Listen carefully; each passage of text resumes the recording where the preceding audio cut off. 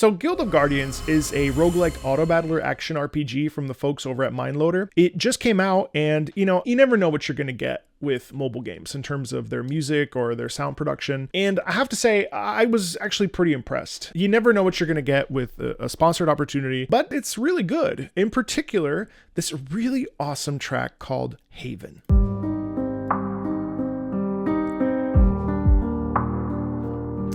It's like really nice and simple lo-fi music.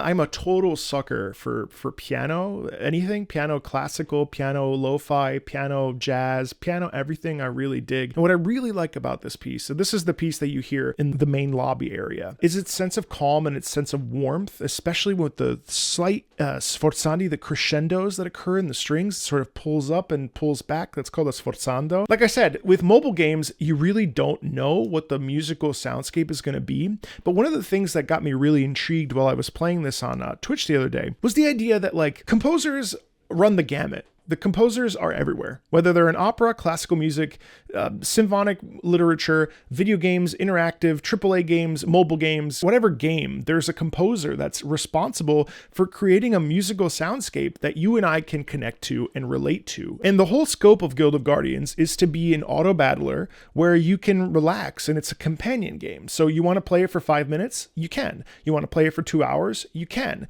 It doesn't require a lot of you. And so I feel like the main thrust here of this composer was to create a soundscape that was warm, welcoming, and inviting. Right? It sounds like a fireside piece of music that you would listen to while you're relaxing. Like imagine you come home from a really stressful day and you're like, man, I just really want to hop onto Guild of Guardians. It's on my phone. It's on my iPad. I can sit here, watch TV, do something else, do laundry, fold the clothes, and let me just push go and play. So you don't want to constantly be overwhelmed by a soundscape that is causing you distress. I know for me, at the end of a day, I'm not going to want to play something like Elden Ring or Days Gone. You might, that's awesome. But for me, it's like, let me put on something that's a little bit more chill so that I can unwind and like get ready for bed or be in a better headspace. And Haven...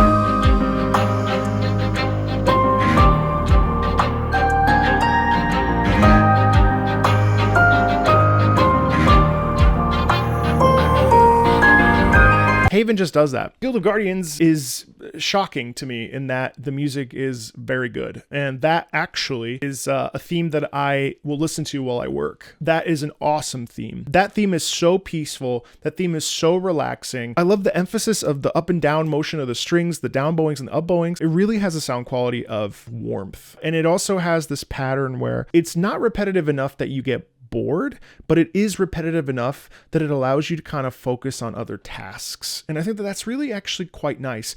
Again, melody is a funny thing because if melody is too present, some of us that are more sensitive to melody can get distracted because melody is the thing that kind of moves music along. So naturally you're going to get kind of sucked into it, right?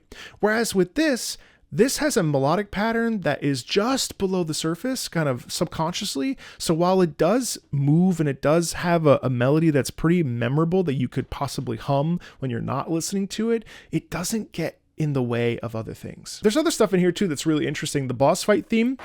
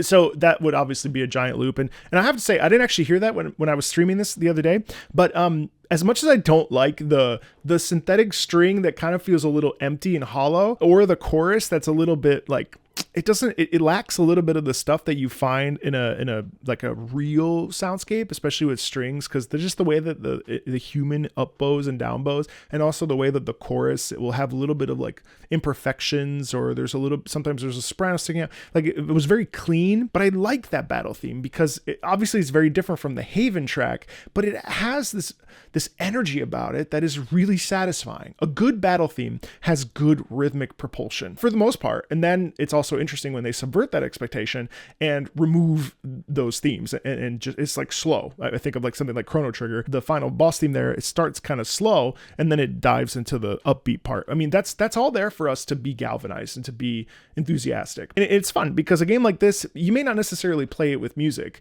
but if you do, at least you know that it's good. It's really hard because some mobile games, they come out and honestly, the music is trash. Music is such a vital component of any story, telling a story. And in this game, you know, the 2 hours I played, I have to say I was pretty impressed. Like, it's still on my iPad today. Like, I'm still playing it because it's like, it's the kind of game where if I want to play it for 5 minutes, I just do. Or if I want to do something else, I do it and play this. Like, it's nice. And yeah, I like that if I want to turn on the audio, I know that I'm going to experience a good piece of music. Some of the battle themes are a little repetitive. I'd love to have more of those. I'd love to have more variety in the boss themes. But what I heard is, like I said, shockingly good. Definitely check it out if you're interested in the description below, and I'll see you in the next one.